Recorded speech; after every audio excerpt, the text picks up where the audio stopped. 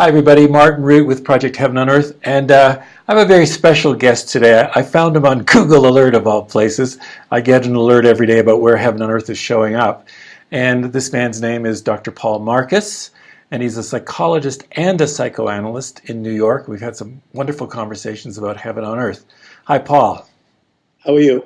Good. First of all, in way of beginning, tell us a little bit more than what I just said about you, a little bit about your background and why you decided to write a book about Heaven on Earth. Well, I'm a psychoanalyst. That's what I do most of my day. I also do a lot of work in the court system, so I spend a lot of time with people whose lives are unraveling. And in that context, I have noticed from time to time that people strive to transcend their suffering, and at points in some ambiguous but clear to me striving for something more, something higher, and something better. And I try to capitalize on that and exploit that in the treatment to try to inspire them to do better in their lives. You talked about the transcendent, and yet the title of the book is Heaven on Earth. Why that phrase specifically? Well, Heaven on Earth is the capacity to access the transcendent in the everyday life. That's the real art of living. That's what constitutes a flourishing life. It's easier said than done. We all know we should take time to smell the roses, but we get so enmeshed in the ludicrous busyness of our everyday life that we're not able to cultivate that kind of attunement. It's really a sacred attunement, I would call it. I love the phrase you use, the transcendent in everyday life. Part of the issue that I've struggled with, or not struggled with, but I'm very clear about with respect to Heaven on Earth is it's not heaven after death, which is fine. It's not heaven in the sky. It's heaven here, now on Earth. And it seems to me that that's where you're going as well, that's what you're after. Yeah, I think it is. I'm lodged in a tradition. There have been many powerful thinkers, powerful religious and spiritual traditions that have articulated that notion of how do you bring, we can use God talk, how do you bring God or the divine or the transcendent or the mysterious realm into the everyday such that the everyday is sanctified, in a matter of speaking. That's very hard to do, but the people who do it usually stand out. You say, wow, that person seems to have some kind of inner center gravity that gives them a sense of peace and a generosity of spirit. Your background, you work a lot with very troubled youth. And have you spoken about this with them? And how do you attempt to bring that into their awareness and actions on a daily basis?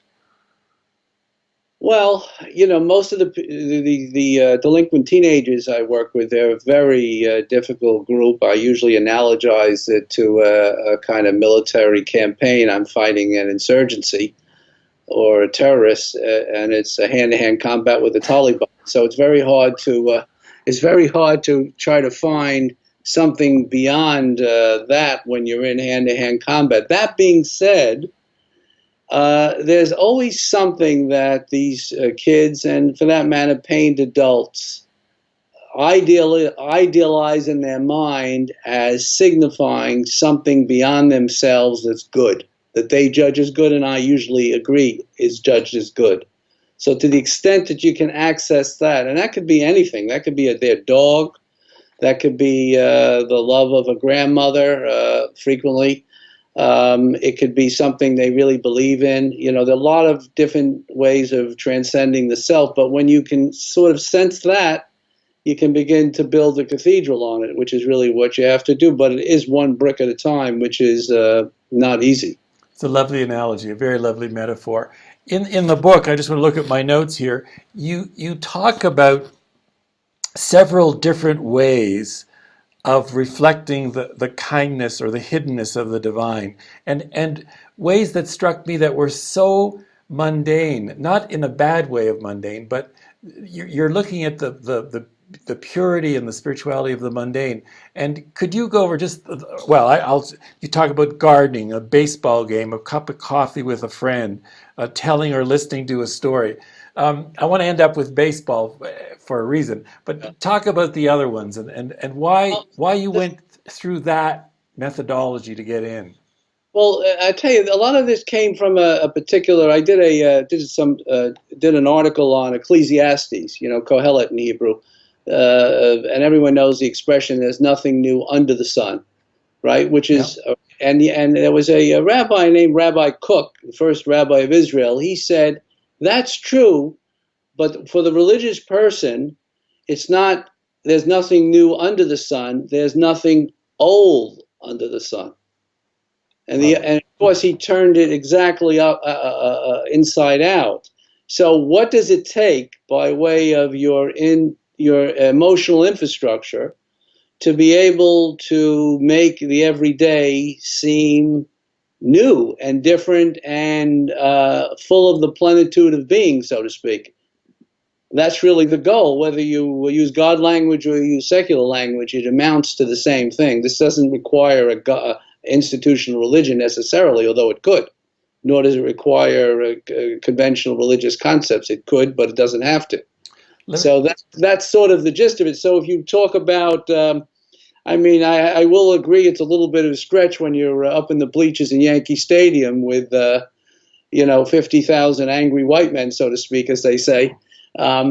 But the fact of the matter is there's something going on there beneath that surface of, all these angry, half-drunk men. There's more going on there, I believe. And that's what one tries to access. Could you... I just love the analogy of 50,000 drunken white men. Angry white men. Sorry, even better, even better. But yet there is something. I've never been to a Yankee game. I actually saw the Yankees play in Toronto once, their first game in Toronto. And there's something about seeing those striped blue uniforms come onto the field. I mean, I felt it. It was... Of course, yeah. There's a magic in it, and it is really it's the magic, and it's you can baseball, for example. I tend to look at things in a more philosophical way, where in baseball you can access the beauty of it, the truth of it, and the goodness of it. And for most experiences, if you use that framework and you look deeply enough and you try to evoke it, it's not just observing it. You've got to evoke this. This is an engagement, right? You can go to a baseball game and just look at it as just boring. Yeah. But if you see it as chess and ballet, which is like George Will conceptualizes baseball as the best example of chess and ballet coming together, that changes the way you view it and the way you experience it. So it becomes magical.